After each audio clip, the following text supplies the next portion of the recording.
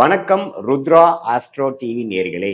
நான் உங்கள் அன்பான சயின்டிபிக் வேதிக் அஸ்ட்ராலஜர் அஸ்ட்ரோ அரிஞ்சி பேசுகிறேன். நல்லது நினைப்போம், நல்லதே நடக்கும். இந்த வீடியோல மகர ராசிக்காரர்களுக்கு மே 2025 எத்தகைய ஒரு பலாபலன்கள், ஒரு லைஃப் சேஞ்சஸ், எது மாதிரி ஒரு டைரக்ஷன்ல போகுது, எது மாதிரி ஒரு கிரக அமைப்பு இருக்கு, எது மாதிரி விஷயங்கள் எதிர்பார்க்கலாம் அப்படிங்கிற மாதிரி விஷயங்கள் வந்து மகர ராசிக்கு மே 2025 எத்தகைய ஒரு மாதமாக இருக்க போகுதுன்னு பார்க்க போறோம்.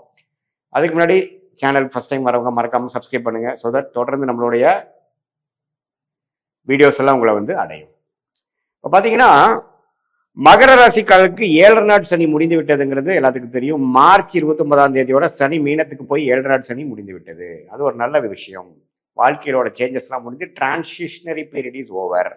உண்மையில வர்றதெல்லாம் குரோத் அண்ட் வெற்றி அப்படிங்கிறது நம்ம வந்து புரிஞ்சுக்கலாம். அதுக்கப்புறம் குரு எப்படி ஆயிருக்காருன்னா மே 14, 2025 ஒரு நடுப்பகுதி, மே மாதத்தின் நடு பகுதியில் 5ஆம் இடத்திலிருந்து ராசியை பார்த்து கொண்டிருந்த குரு 6ஆம் இடத்துக்கு மாறுறாரு. அது சில வாழ்க்கை தாக்கத்தை கொடுக்க போகுதுங்கிறது நம்ம தெரிஞ்சுக்க போறோம். என்னன்னா ராகுவும் பாத்தீங்கன்னா மே 19 2ஆம் இடத்துக்கு வரும்பொழுது ராகுவை குரு பார்க்கிறார். ஸோ ஒரு மாதிரி கடன் விஷயங்கள், பண விஷயங்கள், அடுத்தவங்க மணி, வம்பு வழக்குகள், டிராவலிங், வெளிநாடு, வெளிமாநிலம், இது மாதிரி சில சேஞ்சஸை உங்களுக்கு ப்ரொஃபஷனல் ரீதியாக கொடுக்க போகிறார். தொழில் பண்றவங்க பார்த்தீங்கன்னா அபிவிருத்திக்காக டாப் அப் லோன் போகிறது, வெளிநாடு போகிறதுக்காக எஜுகேஷன் லோன் போகிறது, ஒரு வீட்டை அபிவிருத்தி பண்றதுக்காக ஒரு லோன் போகிறது, சுப விஷயத்துக்காக போகிறது, இது மாதிரி சில விஷயங்களுக்காக அடுத்த கட்ட நடவடிக்கைக்காக சில எஃபோர்ட், முயற்சிகள், பண விஷயத்திலையும் இடம் சார்ந்த விஷயத்திலையும் ஒரு சேஞ்சஸ் கிடைக்கக்கூடிய அமைப்பு வந்து கொடுக்குதுங்க.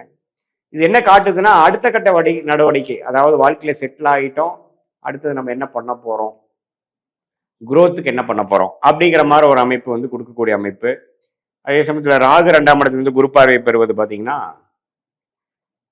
குடுக்கல் வாங்கல் விஷயத்துல கொஞ்சம் அப்படி இப்படின்னு வரும். சம்டைம்ஸ் கொஞ்சம் கேர்ஃபுல்லா இருக்கணும். ஷேர் மார்க்கெட் இன்வெஸ்ட்மெண்ட் கொஞ்சம் பார்த்து பண்ணணும். நிறைய பேருக்கு இந்த ஷேர் மார்க்கெட்டில் பண்ணணும், அது மாதிரி ஆப்ஷனில் இது மாதிரி இதில் எல்லாம் பண்ணணுங்கிற ஆசைகள் வந்து கொஞ்சம் வரும். உங்களுக்கு தசாபுக்திகள் எப்படி இருக்குதுங்கிற வச்சு தான் அது வந்து சாதகமான ஒரு அமைப்பா, சாதகமற்ற அமைப்பாங்கிறது நம்ம தெரிஞ்சுக்க முடியும்.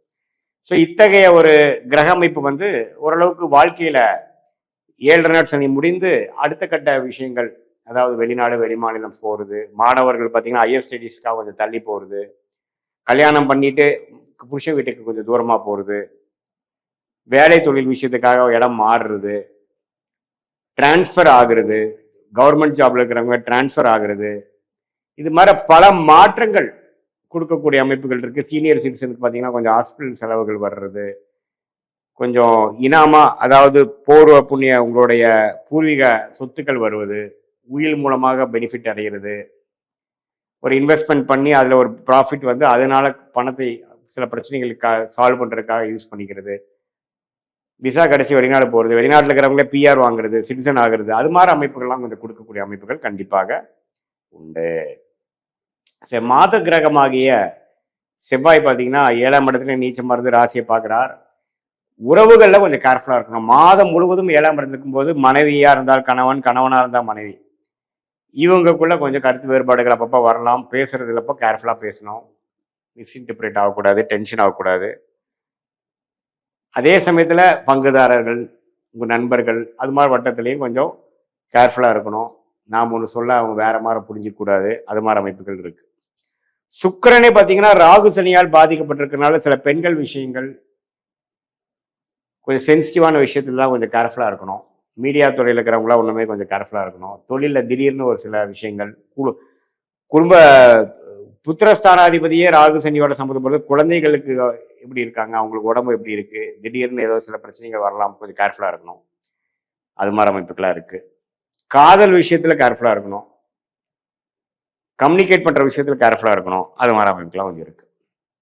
பொதுவாக பார்க்கும் பொழுது இதுவரை ஒரு வருடமாக ஒரு மாதிரியா போயிட்டு இருந்த ஒரு அமைப்புகள், அதாவது ஒரு குளிர் காஞ்சு கொண்டிருந்த அமைப்புகள் வந்து அடுத்த விஷயத்துக்கு வந்து ஒரு டெவலப்மெண்ட் ஓரியன்டா, ஒரு ப்ரொமோஷன் ஓரியன்டா, ஒரு டிரான்ஸ்ஃபர் ஓரியன்டா, ஒரு சேஞ்சஸ் ஓரியன்டா, ஒரு வாழ்க்கையை அடுத்த கட்ட நடவடிக்கைக்கு நகர்த்தக்கூடிய ஒரு அற்புதமான ஒரு மாதமாக குறிப்பாக மாதத்தின் 2வது செகண்ட் ஆஃப் என்று சொல்லப்படுகிற இது வந்து நமக்கு வருதுங்கிறது தெரிஞ்சுக்கணும்.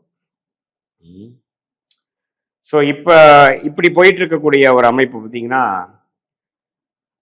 மகர ராசிக்காரர்களுக்கு 7 நாட் சனி முடிந்தாலும் அடுத்த கட்ட நடவடிக்கைக்காக ஒரு சேஞ்சஸையும் ஒரு முயற்சியும் கொடுத்து அதில் சில கமிட்மெண்ட், சில சேசிங்கு, அது மாதிரி விஷயங்கள் கொடுக்கும். ஃபார் எக்ஸாம்பிள் இப்போ மாணவர்களே இருக்காங்க பார்த்தீங்கன்னா, படிக்கிற விஷயத்துக்காக ஒரு லோன் போகிறது, வேலைக்காக போய் ஒரு மெனக்கெடுதல், அப்ளை பண்ணுறது, ஒரு எதிர்பார்க்கிறது, இம்போர்ட் எக்ஸ்போர்ட் பண்ணுறவங்க ஒரு புதிய முயற்சியில் போய் ஜெயிக்கிறது, அது மாதிரி நிறைய ஒரு புதிய உத்வேகமான சில விஷயங்கள் வந்து ஆக்டிவிட்டீஸ் வந்து செய்யக்கூடிய ஒரு காலகட்டத்துக்கு வேணுங்கிற ஆரம்ப ஃபவுண்டேஷன் கொடுக்கக்கூடிய மாதமாக மே மாதம் 2025 கண்டிப்பாக உண்டு. இது பொதுவான பலன்களை தவிர உங்களுடைய ஜென்ம ஜாதகத்துல தசாபுக்திகள் எப்படி போய்கொண்டிருக்கிறது,